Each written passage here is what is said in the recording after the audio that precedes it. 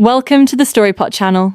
Today, we present a tale of palace intrigue and a daughter's revenge against a heartless man, a journey where our heroine finds a love that carves itself into her very soul. On the day Tong Shen wed his white moonlight, he stripped me of my crown. He ordered my father and brother cast into the dungeons, and I was banished to the cold palace. In my despair, I resolved to end my life, but a male ghost suddenly appeared. Leaning close, he looked at me with a gaze of pure disgust. "Little Empress, your weeping is truly grating.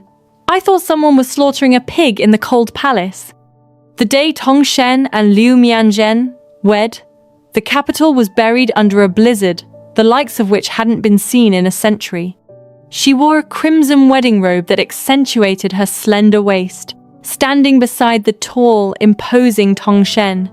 A commoner turned emperor, he was finally fulfilling his promise to his childhood sweetheart, the woman he had always cherished with such tenderness. The sight of the happy couple in their matching robes seared my eyes like a physical brand. I had been running through the heavy snow for what felt like an eternity. My hair was a tangled mess, and I had lost my phoenix-embroidered shoes somewhere in the chaos. My bare feet stepped onto the freezing ice, yet I felt no cold. Shaking violently, I clutched a scroll of yellow silk. "Your Majesty!" I cried out, dropping to my knees at the outermost edge of the gathered ministers. The atmosphere turned heavy in an instant. Every eye turned toward me. They saw my phoenix robes stained with mud and my stockings soaked with blood. In that moment, I looked like a discarded woman, a mad woman, anything but an empress. The last person to look at me was Tong Shen, his eyes cold and sharp. Before the entire court, I raised the imperial edict high with trembling hands, my face a mask of sorrow. The Yuchi clan has guarded the borders for generations. We have used our own flesh and blood to fortify the empire's defenses, never yielding a single inch of land. Of the 36 members of our clan who went to war, only 18 remain today. To exterminate 3 generations of our family, it truly does not have to come to this. My eyes were bloodshot as I choked back the metallic taste of blood in my throat. My voice and fingers trembled in unison. "I implore your Majesty to rescind this decree." Tong Shen stood amidst the white snow, his beloved by his side, exuding an air of arrogant authority. I remained sprawled on the ground, unable to rise. Silence fell over the court. No minister dared to speak. Everyone knew that only yesterday, the news of my father, the general of the city guard conspiring with the enemy, had been exposed. Tong Shen had flown into a rage, issuing 3 consecutive edicts to mobilize the border troops and throwing my father and brother into prison to be beaten. Rumors even claimed he intended to wipe out the entire Yuchi line. It had happened so fast. It was only when I visited the dungeons that I saw my father gasping for his final breaths. The once mighty general was covered in blood. To speak to me, he had to prop himself up against the cold stone wall. He wiped the blood from his hands and tenderly stroked my face. "Shan, my good girl, don't cry. Seeing you cry hurts more than the torture." I had gripped his hand, feeling as though a jagged wound was being torn open in my chest. Now, facing Tong Shen, I didn't care how pathetic I looked. I only wanted the Yuchi family to live. "Yuchi Shan," Tong Shen finally spoke, his face devoid of emotion. "I know you have always been arrogant, relying on the power of the Yuchi family to look down on others. But today is the day of celebration for the imperial concubine and me. Even if the heavens were to fall, you are not permitted to insult this joyous occasion." A joyous occasion? On the day the Yuchi family was to be destroyed, he wed Liu Mianzhen. I suppose Tong Shen's joy was doubled today. "I humbly beg your Majesty to rescind the decree. Tong Shen, I am begging you, please." I had never used such a demeaning tone with him. I buried my face in the snow, shivering, repeating that single plea. Liu Mianzhen suddenly spoke up, her voice soft and sweet. "Brother Shen, the weather is freezing. Why don't you just agree to sister's request?" Those 4 words times "the weather is freezing" times seemed to trigger a memory for Tong Shen. Many years ago, on a similarly frigid winter day, I had slapped Lu Mianzhen in a fit of anger. She had run off and lost her way. By the time Tong Shen found her, her limbs were nearly frozen. At that time, he wasn't yet emperor, and she was just an orphan neighbor seeking refuge. But Tong Shen had turned his fury on me. "You are a general's daughter, with a strong constitution. Mianzhen isn't like you. She is fragile and fears the cold. Yuqi Shan, are you truly that jealous of her?"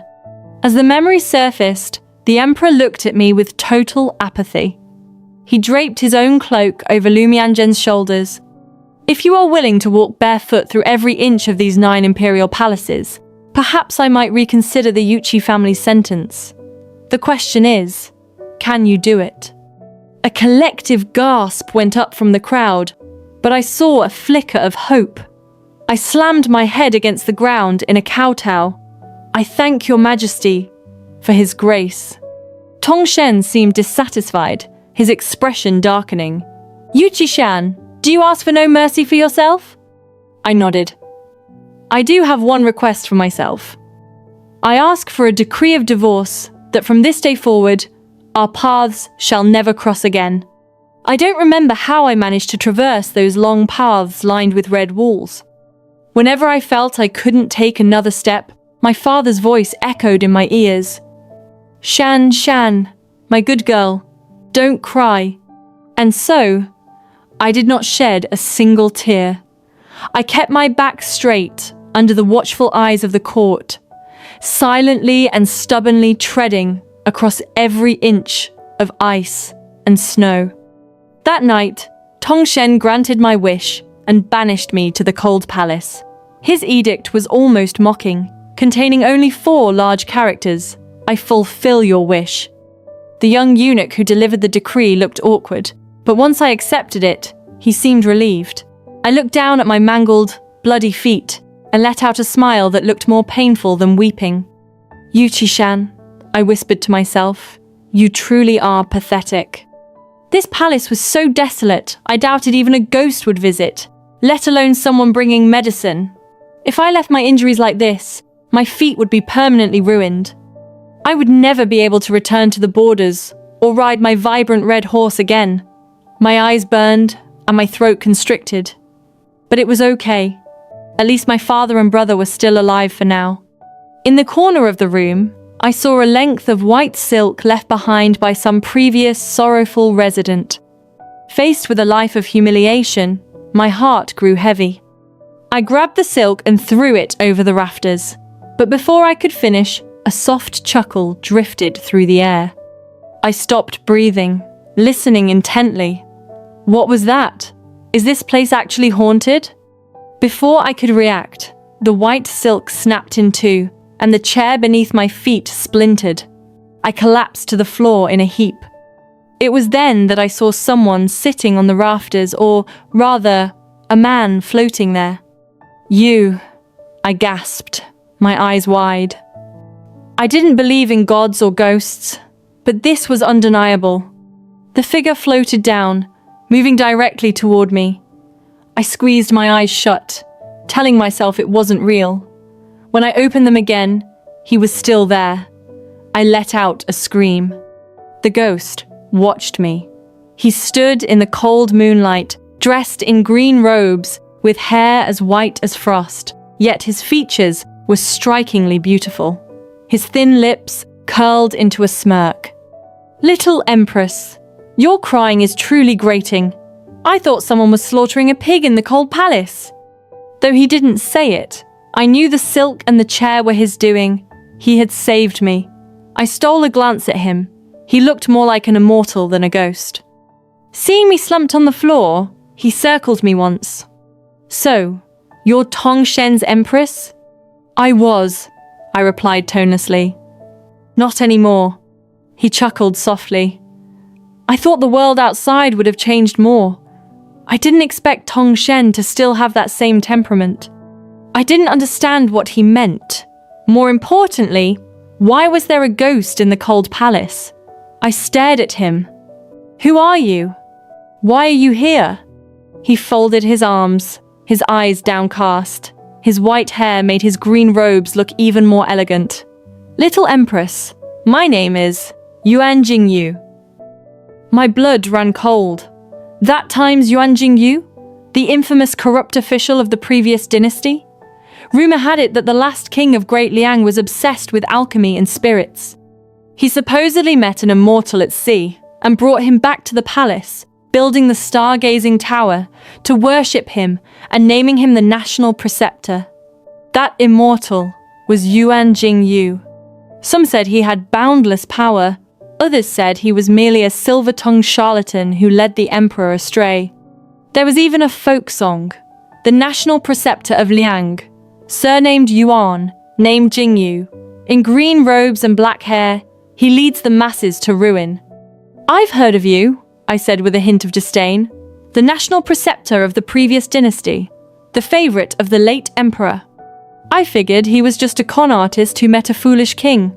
After Great Liang fell, he had vanished. To think the famous preceptor had become a ghost lingering in the palace. And in the harem, no less, where only women lived. Wait, a thought struck me. Are you truly that old king's male plaything? I looked at his hair. The song said times black hair, but his was white. Yuan Jingyu seemed exasperated by the plaything comment. My relationship with the Emperor of Liang was not what the rumors suggest. There's a reason I'm trapped here. He paused, his gaze dropping to my feet. So, the dog Emperor did this to you? I remained silent. He leaned down to inspect the wounds. They say emperors are heartless. It seems there's some truth to that. He looked at me intently. I saved you because you were sitting there talking and laughing to yourself, yet you looked like you had unfinished business. Little Empress. He sighed, his sleeves fluttering. Think carefully. If you truly want to die, there's a dagger hidden under the straw mat. But if you die, those unfinished matters will remain unresolved forever. If you want to live to finish them. His eyes seemed to glow. There is medicine in the hole in the wall. This time, whatever you choose, I won't stop you. I chose the medicine. Yuan Jingyu's words had woken me up. I had too much to do. If I died, the Yuchi family would be remembered only as traitors. Tongshen had spared me only to make me watch my family suffer. I wouldn't allow it. I dragged myself to the wall and found a small porcelain jar. As I began to apply it, Yuan Jingyu looked away. The white powder stung like fire against my raw flesh. I broke into a cold sweat but refused to look away. I had to remember this pain. Leaning against the bed, I felt nauseous for a long time before I finally managed a weak smile. Thank you, Yuan Jingyu. He arched an eyebrow. Don't thank me. Thank whoever left that medicine there. He suddenly grinned. Little Empress, I find you look much better when you smile than when you cry. I leaned against the crumbling wall and talked for a long time, the moonlight my only companion. Yuan Jingyu sat on the edge of the bed and listened. I told him how Tongshen had started his rebellion to overthrow the incompetent Liang Emperor. No one believed in him then, except for my father and brother. The Yuchi family had never been disloyal. I told him how I had sneaked into my brother's camp and nearly died, and how Tongshen had shielded me from my father's whip, taking the blow himself. He used to tell me, Shanshan, every time I go to battle, the thought of you keeps me going. I have to survive to come back and marry you. I'll give you the highest status. You'll be my only wife. I believed him, but he lied. He married me, but then he met Lu Mianzhen during the war. Since then, the rifts between us only grew. By the time he ascended the throne, the court was in turmoil. My brother's blunt honesty often displeased him. The Yuchi family has a bad memory, I suppose. We remembered to be loyal to our master, but we forgot that the master had changed. Because the people loved my brother, Tongshen grew wary. When my sister-in-law went into labor, Tongshen refused to let my brother return to the capital. Driven by desperation, my brother defied orders to see his wife, only to be intercepted with treasonous letters planted on him. Just like that, the Yuchi family fell from grace overnight. I always knew that serving a king was like living with a tiger, but I thought our history meant something. I thought he would show some mercy. He didn't. When I finished my story, I looked at the only person willing to listen, a ghost from a fallen dynasty. I asked him, "What are you exactly? A god or a ghost?" He floated closer, reaching out. His fingers passed through my sleeve. As you can see, I can't grasp anything. What kind of god would be this pathetic? I am just a ghost, you silly girl. Then how did you break the silk and the chair earlier? He smirked, refusing to give a straight answer. Tell you what, little Empress, if you can actually walk out of this cold palace and finish what you started, I'll tell you. I narrowed my eyes. Are you serious? He nodded. I hesitated, then decided to tell him my name. Don't call me little Empresses anymore. My name is Yuchi Shan. Shan times as in kindness. I want to live again, as myself. Yuan Jingyu was about to speak when, BAM! The door was thrown open. My maid, Chang Ying, burst in with a small bundle on her back, her face streaked with tears. My lady, don't scare me. Who are you talking to? Yuan Jingyu was standing right behind me, his eyes crinkling with amusement, but Chang Ying clearly couldn't see him. She scanned the room with panicked eyes. It's nothing, I said quickly. I was just talking to myself. Chang Ying rushed to my feet. Oh, my lady, it must hurt so much. That wretched Lu Mianzhen. I'll kill her sooner or later. I stroked her head. And what about you? Silly girl, I'm a deposed empress now. Why did you follow me here to suffer? I couldn't leave you, she sobbed. Yuan Jingyu chimed in from the side. Well, the cold palace is quite lively tonight. 2 pigs being slaughtered at once. I shot him a cold glare, and he obediently shut his mouth. Once Chang Ying stopped crying, she looked at me hesitantly, clearly wanting to mention Tongshen but afraid of hurting me. Just say it, I sighed. She let out a small huff. Well, you don't know this, but Lu Mianzhen apparently had a fight with the emperor tonight. He was so angry he smashed an inkstone in her palace. They say it's because she lost a cat, but I don't see why he'd be that angry over a cat. A cat? Lu Mianzhen had wanted a proper wedding, and Tongshen had defied everyone to give it to her. If she wanted a cat, he'd probably give his own life for it. Yuchi-shan, don't daze off. Yuan Jingyu leaned close to my ear, his cold breath making me flinch. Someone's coming. My lady, even if someone is fighting with the emperor, there's no need to come to this gloomy place. Chang Ying started, but a voice cut her off. I am merely here to find my cat. Lu Mianzhen appeared at the door, flanked by her maids. She looked me up and down. I had removed my jewelry and robes. Compared to her splendor, I looked wretched. I smiled. Why are you looking at me like that? Lu Mianzhen stepped inside gracefully. Yuchi-shan, the first time I met you, you were in crimson riding gear, standing side by side with Brother Shen.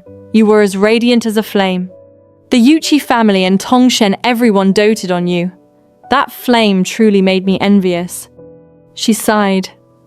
I couldn't stand beside him in battle like you, but you couldn't provide him with a warm home when he was exhausted. Yuchi-shan, you are too rigid. She was here to lecture me. Brother Shen says you aren't like a woman at all. Even as Empress, you still preferred playing with blades and spears. He said being with you was like hitting a stone wall. Of course he realized how good I am. You're a fool. You forgot that he isn't just a man, he is the master of the world. I looked into her eyes and frowned. What of it? Whether he's a man or an emperor, a heartless man is lower than a dog in my eyes. I've never heard of a marriage lasting because the woman was yielding enough. I held up my hand, showing her the thick calluses from years of training and a jagged scar in the center. She looked disgusted. I smirked. These unwomanly hands reclaimed 6 border cities and won half of this empire for Tongshen. And oh, Liu Mianzhen years ago, when you were crying about a lost hairpin, these hands saved your life. Her face went pale. I took a step forward, my gaze sharper than ever. Who decided what a woman should be? Being gentle is a trait, but so is riding across a battlefield. You're right, we are different. Your slender hands served Tongshen to earn the rank of noble concubine. My hands protected the people of the 16 provinces and earned the highest military honors in the Golden Throne Room. How could we possibly be the same? Liu Mianzhen was driven to the brink of madness by my words. She pointed a trembling finger at me and shrieked, "Yu Qishan, the family that backed you is about to be wiped out! Don't act so high and mighty. I'm going to stay wide awake just to watch every last member of your clan die." I grabbed her wrist, my grip tightening until she winced. That's right, I almost forgot you're the only one left of the Liu family. If we're talking about who has the harder life, you've certainly outlived everyone else, haven't you? Before Liu Mianzhen could snap back, her eyes went wide. Her beautiful face contorted into a mask of pure terror as she let out a blood-curdling scream. I turned around slowly. Without my noticing, Yuan Jingyu had appeared. But this time, he looked nothing like the elegant man I had met before. Under the pale moonlight, he stood with his arms crossed, his hair disheveled and his green robes hanging loosely. His face, however, was covered in jagged, bloody gashes. He looked absolutely ghoulish. Even I felt a jolt of shock. Yuan Jingyu's voice rang out, cold and filled with a haunting resentment. "My lady, it is so very cold beneath the earth. Why don't you come down and keep me company?" Liu Mianzhen and her maid stood frozen for a heartbeat before their eyes rolled back. With a dull thud, they both collapsed. As soon as they hit the ground, the horrific wounds on Yuan Jingyu's face vanished. He transformed back into the refined, jade-like gentleman, giving me a playful wink. On the other side of the room, Chang Ying, who couldn't see him at all, stared at the 2 unconscious women in confusion. My lady, why did they just pass out?" She scrunched up her nose. "And why does it smell like... Did they actually wet themselves?" I stared at Yuan Jingyu's bright, innocent-looking face and managed a strained explanation. Perhaps the floor was just too cold. The news of Liu Mianzhen's fright in the cold palace spread through the inner court like wildfire. When Chang Ying returned with a fresh supply of charcoal, she was practically vibrating with excitement. "My lady, the servant who brought the coal said that ever since that woman got back, she hasn't stopped crying." Chang Ying's grin widened. She must have a guilty conscience. "We've lived here for days and haven't seen a single ghost. Why was she the only one scared out of her wits? There's definitely a reason." I remained silent, looking at Yuan Jingyu standing right behind her. He looked the picture of innocence. If there really were a ghost, he mused, it must be a very kind-hearted one. Otherwise, why would it punish the wicked to help the good? Hearing Chang Ying's words, Yuan Jingyu nodded in agreement, looking quite pleased with himself. The heavy snow from a few days ago had yet to melt. Yuan Jingyu, dressed in his green robes, stood beneath a withered tree. His smile was even paler than the snow, as if he were silently saying, "Look at the kind-hearted ghost right here." I found it a bit amusing. While Chang Ying was busy washing clothes, I couldn't help but ask him, "So, Yuan Jingyu, what was the deal with those scars on your face the other night?" He looked up at the lingering frost on the branches, his voice airy. "In this world, where there are good people like me, there are bound to be wicked ones. The wicked ones carve their malice into the faces of the good. That is how I became this way." He sighed. "People say that after you die, you forget the most painful things." Tsk. What a lie. I hesitated before speaking. I heard that when the previous emperor was alive, you were a man of immense power, a legendary figure. How did anyone dare to bully you? Yuan Jingyu's brows arched. Oh? If the dynasty hadn't changed, did you know that the busiest street in the capital once held a bronze statue, cast in my honor by the people of Great Liang? I wasn't sure what he was feeling, but I knew of the statue he spoke of. It was known as the Kneeling Yuan, a statue of a traitor forced to kneel in the middle of the city. To the people of Great Liang, Yuan Jingyu was a villain who deserved 1,000 deaths. He gave a mocking twist of his lips. Do you think so too? I shook my head. Before I met you, I heard many things, but seeing is believing. Regardless of what others say, I believe what I see with my own eyes. You saved me. Even if you betrayed the whole world, you never betrayed me. That is enough for me to trust you. My reflection flickered in Yuan Jingyu's eyes as his smile deepened. After a long silence, his gaze shifted, and his Adam's apple bobbed as he spoke with some difficulty. Yuchi Shan, what if I never betrayed the world either? The snow began to fall again. My answer was firm and unwavering. Yuan Jingyu, if you have been wronged, tell me. One day, I will clear your name before the entire world. Our eyes met. The stillness in his gaze made my heart flutter. He looked as if he wanted to say something, but the sound of Chang Ying's wailing reached us from the distance. My lady, something terrible has happened. The old general, he passed away in the dungeons 2 hours ago. Chang Ying had found a half-burned scrap of paper in the charcoal basket. Only then did she realize the servant who brought the coal this morning was actually a messenger. I clutched the tattered paper, my eyes turning a feral red as I rushed toward the palace gates. But the guards stopped me with cold indifference. By order of the noble concubine, no one from the cold palace is permitted to step outside. I had thought that if Tong Shen agreed to spare their lives, our family could be reunited. But I had forgotten my father was old. How could he have survived such torture? Time waits for no one. That little old man, he had forbidden me from practicing martial arts because he didn't want me to suffer. I had learned in secret, determined to be the pride of the Yuchi clan. He hadn't wanted me to marry Tong Shen, but seeing us so in love back then, he hadn't stood in our way. He had told me, Shan, if that boy Tong Shen ever dares to bully you, even if I have to claw my way through heaven and earth, I'll pull him off that throne myself. I turned toward the direction of the dungeons and bowed deeply 3 times, my forehead hitting the ground. Father, you always said seeing me cry hurt more than any torture.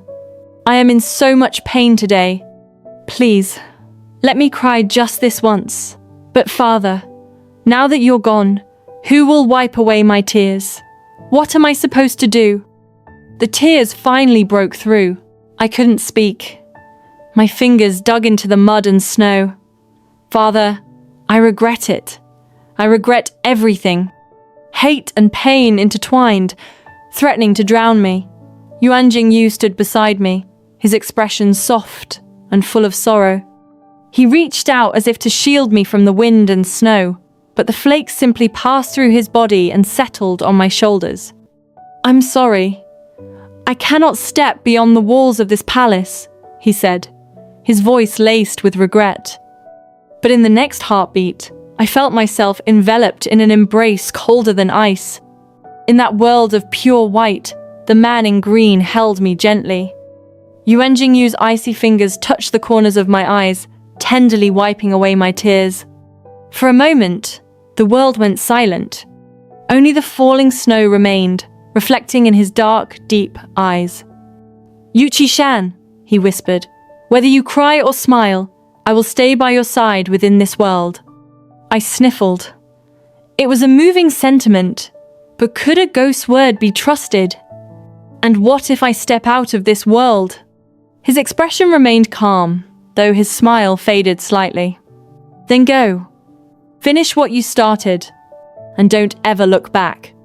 I cried bitterly and asked him so many questions. I asked him how I could see my father again. Yuan Jingyu told me that if I wanted to see the soul of the departed, I only had to keep doing the things they loved when they were alive. What about the next life? I asked. Yuan Jingyu thought for a moment. In my hometown, when someone passes, their loved ones embroider the person's name over their heart. If the longing is deep enough, they will surely meet again.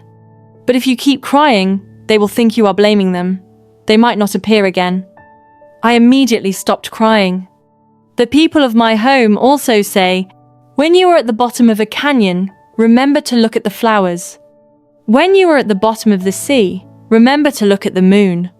Yuan Jingyu brushed the snow from my face and opened his palm. And while watching the winter snow, remember, one day, the spring breeze will come to save you. I looked down and saw transparent, crystal-like petals resting in his hand. He smoothed his brow and spoke gently. Yuqi-shan, you must believe me. I am the national preceptor, a master of the mystic arts. I never lie. I fell into a long, deep dream. I was back in the past. The Liang army had been defeated. Victory was within our grasp. But as the city fell, those of us in the rear were suddenly surrounded. I used a spear to protect the group, which was difficult enough, but Liu Mianzhen insisted on turning back halfway. She claimed she had forgotten something incredibly important the hairpin Tongshen had given her. It was too dangerous. I refused to let her go, so she threw a tantrum and ran off in a rage. Tongshen brought her back, carrying her in his arms while shouting at me for being jealous. He was so angry his eyes were bloodshot. He didn't even notice the wound on my arm. Finally, Tongshen looked at me with chilling coldness. I will not be a puppet king. Whether it's the court or the harem, don't you dare dream of controlling what I choose to protect. In the next moment of the dream, Tongshen raised a sword and plunged it straight into my chest. I woke up, drenched in a cold sweat. The wounds on my feet hadn't fully healed and throbbed with pain in the middle of the night. I couldn't go back to sleep. Then, I realized there was a shadow standing at the foot of my bed. Thinking it was him, I whispered, Yuan Jingyu? The figure turned around, and I finally saw who I was calling out to. Tongshen pulled back the bed curtains, his expression dark. Never in my life did I think I'd see this face again. Tongshen seemed different tonight. I smelled the scent of alcohol and realized he was drunk. He couldn't handle his liquor. Coming to the cold palace meant he was truly wasted. He grabbed my wrist. I tried to pull away, but he sat on the edge of the bed and refused to let go. Whose name were you calling? His behavior reminded me of the past. Whenever he was jealous, he'd grab my wrist and demand to know who I was thinking about. When I didn't answer, his temper flared. Yuqi-shan, you really are stubborn. You dared to ask for your own deposition? Is it that hard to just apologize to me? I sniffled. After a long silence, I spoke, my voice thick with a vulnerability I had never shown him before. Aishan, I have no father anymore. In this palace, you are all I have left. Tongshen's fierce gaze faltered. It had been a long time since I called him times a Shen. He suddenly pulled me into a tight embrace, as if trying to apologize in his own way. But an emperor could never be wrong. His breath was ragged. Shan, don't cry! He seemed flustered, his words slurring from the wine. I kept thinking, you defied me so many times in front of everyone. Punishing you should have made me happy, but it didn't. That night, Mianzhen wanted me to name her Empress. It annoyed me. I only ever wanted you to be my Empress. I didn't want to give it to anyone else. Shan, do you blame me? In that moment, I finally understood. The smashed inkstone that night, it was because of this. I wanted to laugh, but I kept my voice soft. Shen, I've thought a lot lately. I blamed you, I resented you, but I never saw things from your perspective. You are an emperor first, and my husband second. 2 years ago, when you ascended, The Yuchi family should have handed over the military tally to put your mind at ease. I wrapped my arms around his waist. Things have come to this, and I can't change the past. My father is gone. Can we just let the rest of the family live as commoners? I clung to him, sobbing. Ah, Shen, I don't blame you. If only we could go back to how things were. Faced with such a submissive and fragile version of me, he seemed overjoyed. Yes, Shan, we can definitely go back. We'll go see your red horse together and visit our old home. We'll start over. Tongshen, still lost in his nostalgia, leaned in to kiss my hand. The intimacy felt like a venomous snake slithering up my spine. Nausea surged within me.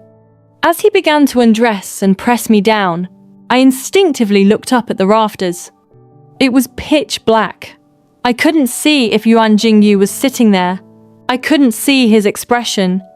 Would he think I was pathetic?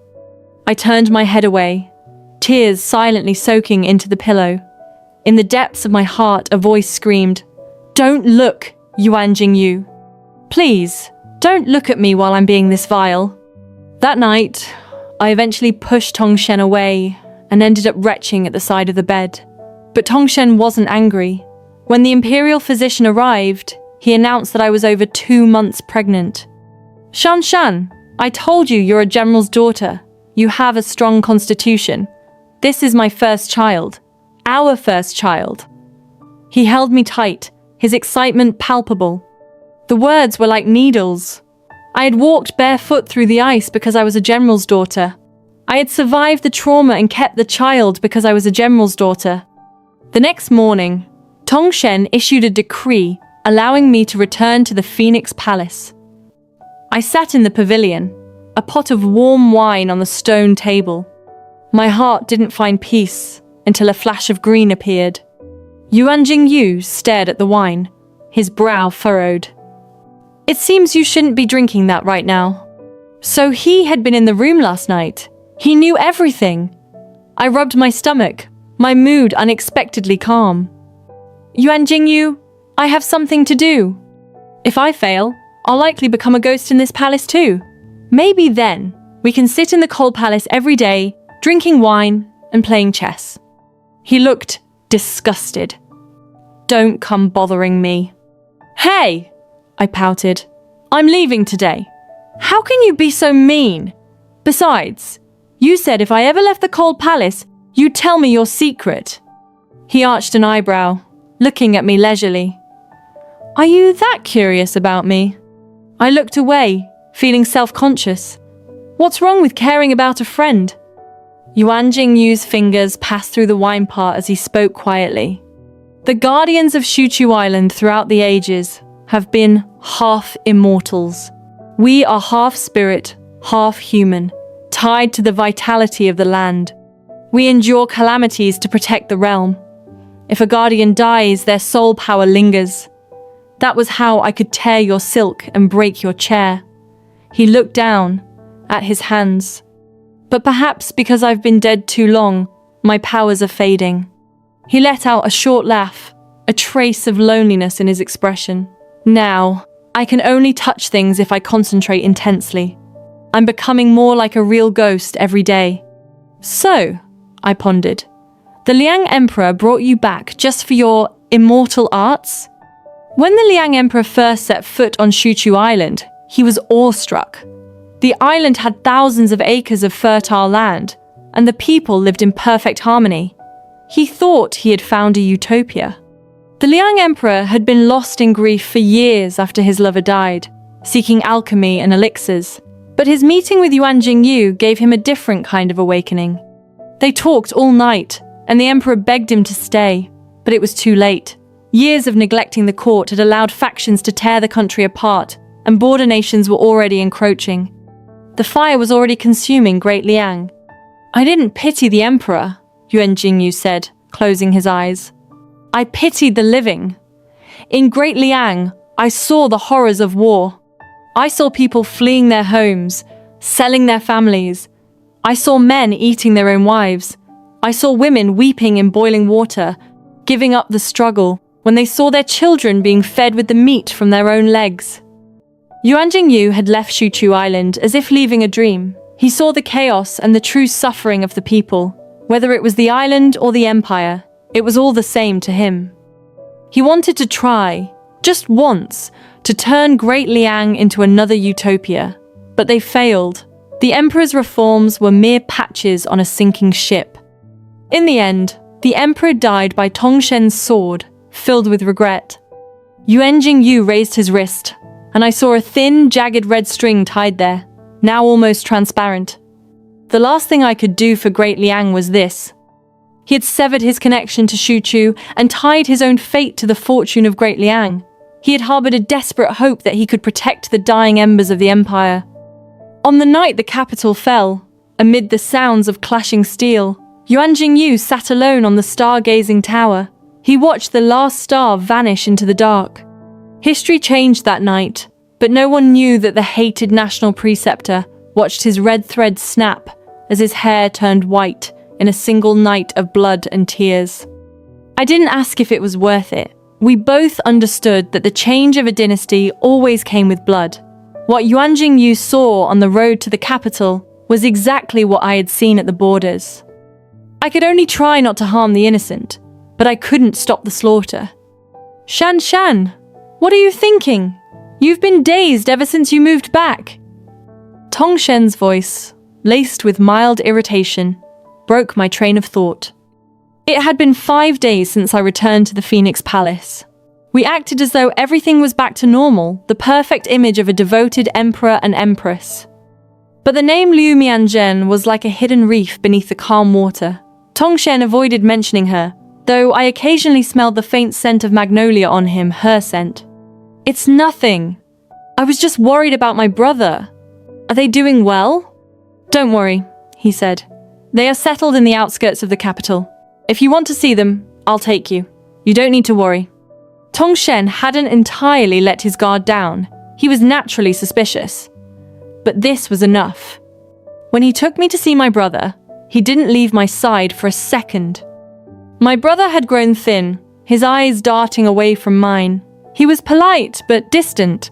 When he saw Tongshen, he trembled, like a mouse seeing a cat. The great young general of the past had been reduced to this. I knew it must have made Tongshen very happy. He had finally turned the desert eagle of the Yuchi clan into a broken sparrow in a cage. When we returned to the palace, I acted the part of the grieving sister, sobbing into my pillow. Tongshen, seeing my distress, told me to rest while he went to handle state affairs.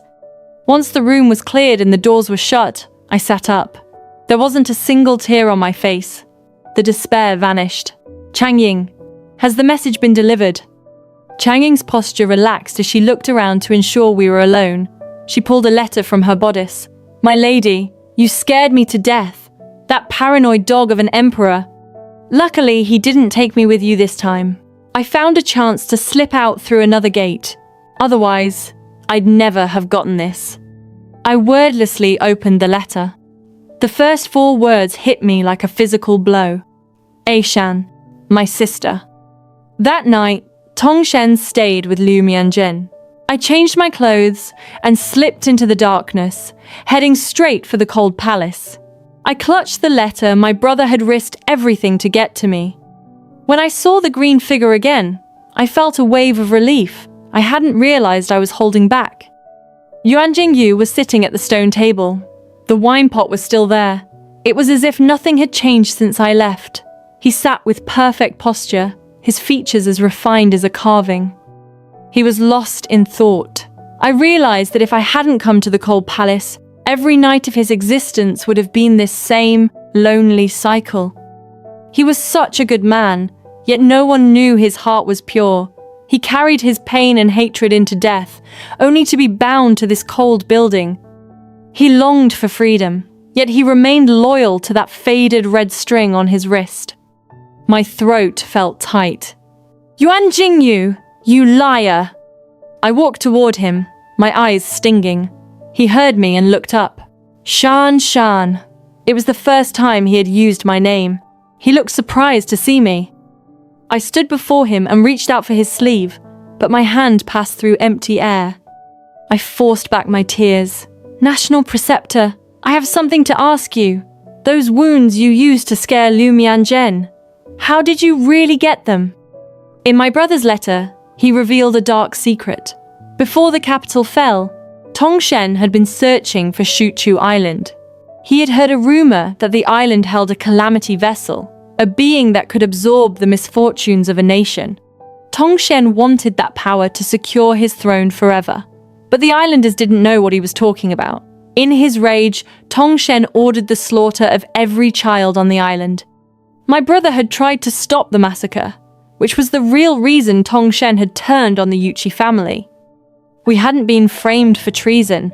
We were being punished because we had seen Tongshen's true, cold-blooded nature. My brother also said my father could have survived his injuries, but he chose to give up. Yuan Jingyu looked up at me, his eyes soft. Tongshen and I did meet, he said quietly.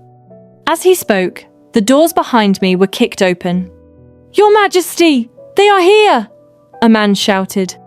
Liu Mianzhen rushed in, looking triumphant. Hey Shen, I didn't lie to you. This place is haunted. Perhaps your Empress has been coming here every night to tryst with this ghostly lover. She clung to Tongshen's arm. Tongshen stared at me with murderous intent. He looked through me, as if trying to see something else. Is there really a ghost here?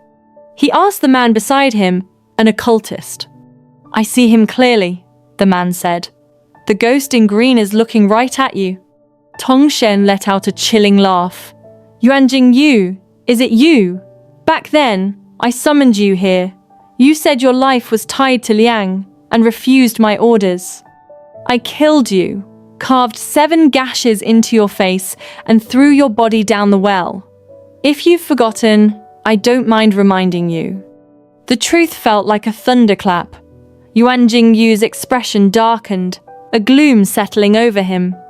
Tongshen, if you wanted to keep that throne, you should have been a just ruler. You are a hypocrite, selfish and cruel. You slaughtered Shuchu thinking you could find eternal life? You are a fool. There was never a calamity vessel. From the beginning, Yuan Jingyu said, each word heavy, it was only me. I was the only one willing to sacrifice myself. Tongshen's guards swarmed the cold palace. Yuan Jingyu's aura exploded with a violent energy as he flew toward Tongshen. Tongshen gasped, stumbling back as he tried to draw a sword. Protect the Emperor! In the chaos, I turned and signaled to the guards behind him. In an instant, their blades turned, pointing directly at Tongshen and Liu Mianzhen. Tongshen spun around to find a new group of soldiers surrounding the palace. At their head was my brother, no longer the broken man he had appeared to be. His eyes were cold and lethal. The military tally? It was fake? Tongshen stammered. I smiled. You're finally catching on. On the day of his wedding to Liu Mianzhen, when I saw my father and brother covered in blood, my heart had died. Tongshen forgot that the children of the Yuchi family are decisive in their love and their hate. He had discarded our love, so I discarded mine, but I was going to take back everything he owed me. The military tallies he had were useless. The real tally of the Yuchi army was our faces. On the day we met in the prison, my brother and I had made a pact. If there was a chance for the family to rise again, my leaving the palace would be the signal. Aishan, have you decided? My brother asked. Yes. From now on, this palace will belong to the Yuchi family. I walked toward Tongshen. Surrounded by blades, he finally looked terrified. I felt a surge of pure satisfaction. Yuchi Shan, you want my life? I drew a sword from a nearby guard and plunged it into his chest. I leaned in, whispering, I'm taking back the Yuchi Empire, and I'm taking your life. I pushed the blade deeper. Tongshen's eyes bulged as he clutched my collar, his life fading into silence. When he was dead, I turned to Liu Mianzhen, who was paralyzed with fear. I pressed the bloody dagger into her hand. Wetted yourself again? I asked. Her face was bloodless, her legs shaking. Why are you always such a coward? I patted her cheek, and pointed to the blood on her hands. Her eyes were wide with terror. I gave her a bright, predatory grin. Lu Mianzhen, what is the penalty for killing an emperor? She collapsed to the ground, begging for mercy. I looked at Yuan Jingyu. I did it. He looked at me, a soft tilt to his head. The snow has stopped. Don't be afraid. I will go with you. Emperor Tongshen died in the winter, allegedly murdered by Consort Lu. That same year, Empress Yuqi gave birth to a stillborn child. The following summer, Empress Yuqi ascended the throne, changing the era name to Great Blessing. At first, there was dissent. Old officials claimed they would rather die than serve a woman. The female emperor sat upon the throne and looked at each of them. Those of you who do not wish to serve may go home and check the calendar for a lucky day, she said with a light smile. I will allow you all to be executed on the same day. Your bodies can hang from the same wall. That way, you'll have company on your way to the Yellow Springs, and you can argue your case before the King of Hell just as loudly as you are today. It'll be quite lively. The court went silent. No one expected that after her ascension, Yuqi Shan would first pacify the southern rebellions and then overhaul the bureaucracy. She opened schools for women, allowed them to serve as officials, and personally led the Yuqi army to reclaim Huanan City. For a century, Huanan had been a fortress fought over by many nations. Great Blessing was the first to hold it securely. She didn't stop there. She established the Huanan Navy, securing her power. But she also did something strange. She renovated the ancestral temple for the infamous national preceptor, Yuan Jingyu, and personally wrote his biography. Only then did the world learn that the preceptor had never betrayed the people. She cleared his name and finished his work. The children in the streets began to sing a new song. The preceptor of Liang, surnamed Yuan, named Jingyu, in green robes and black hair, he showed mercy to all and loved the world. Side story, Chang Ying's perspective. Years later, Chu Changying was summoned back to the capital. She had been married in Huanan for years, loved by her husband, General Ta, and blessed with children. But the news that the emperor was gravely ill made her drop everything and ride day and night to the capital. When she saw Yuqi Shan on the stargazing tower, the empress was wearing her golden robes, but she was skin and bones. She lay on a lounger as if asleep. People called Chang Ying the first female general of Great Blessing, but Chang Ying knew that the woman who taught her to read and fight was the one lying before her. Your Majesty? Yuqi Shan woke up and smiled. Chang Ying, you're here. She sat up, looking as if she had just come out of a dream. I dreamed of him again. As her sleeve slipped, Chang Ying saw the faded red thread on Yuqi Shan's wrist. It had been so many years since that man had left. Chang Ying's memories flooded back. After Tongshen died, she finally realized the cold palace really had times been haunted. That was the first time she saw Yuan Jingyu. He had been standing by the Empress, as beautiful as a painting. The Empress had whispered, "Don't scare her." He had smiled and nodded to Chang Ying. I didn't show myself before because I didn't want to frighten you. I am Yuan Jingyu. In the difficult years that followed through court gossip and wars, Lord Yuan was always there. They talked about Shushu Island and strategies for the country that Chang Ying didn't understand. Whenever the Empress was excited, she'd start a sentence, and Yuan Jingyu would finish it. "A water prison in Huanan? We are thinking the same thing," he'd say. The Empress's eyes would light up. "Yuan Jingyu, you truly understand me best." Chang Ying understood why the Empress was happy. People called the female emperor a tyrant, but Chang Ying knew it was the two of them, working together, who created this era of peace. They shared the same soul. Chang Ying wondered if they loved each other. She had seen the Empress wake up screaming his name. Yuan Jingyu would stand over her, reaching out as if to hold her, only to let his hands drop in futility. She had seen the Empress search for mediums and soul-summoning rituals, despite her lack of faith in the divine. Once, when the Empress was drunk and asleep at a stone table, Changying watched from behind a tree. The celestial man gently brushed petals from the Empress's face. He leaned down and gave her a lingering, desperate kiss on the lips, a kiss filled with restraint and suppressed longing. They spent years together, drinking and talking, but they never said the word love. Not because they didn't feel it, but because they couldn't have it. They were teacher and student, friends and confidants, co-rulers, but they could never walk hand in hand.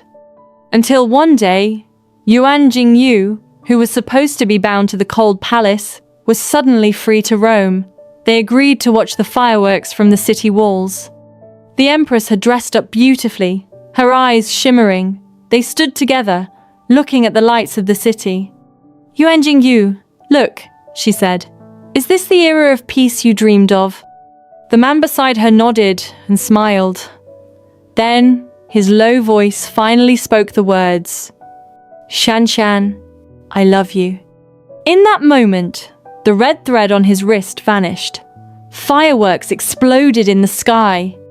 The national preceptor of Liang used the last of his strength to kiss the girl he loved, before his form dissolved into the night.